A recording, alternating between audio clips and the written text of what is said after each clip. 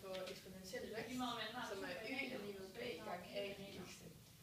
Og vi skal så bevise, at a, altså fremskrivningsfaktoren, den er lig med den x2 minus x1 rod af x2 over x, eller y.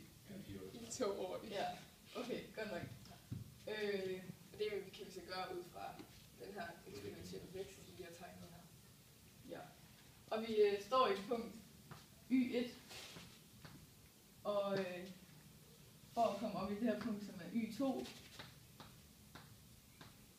og hvis man skal udtrykke y2 ved hjælp af y1, så skal vi finde ud af, hvor meget vi går ud af x-aksen for at ramme det her punkt. Og vi ved, at hvis man går 2 ud af x-aksen, så opløser man fremskrivningsfaktoren i 2, så den hedder a i anden. Og i det her tilfælde, der går vi x2 minus x1 ud af x-aksen.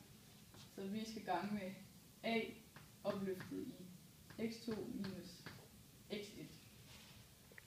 Og nu vil vi så bevise, at den her sætning er det samme som den her. Så vi starter med at dividere med x gange y1 på begge sider.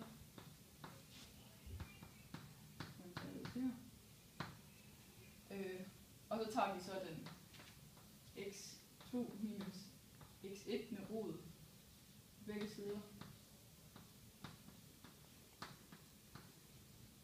Og så har vi faktisk bevist, at den her sætning er samme som det her. At man kan finde a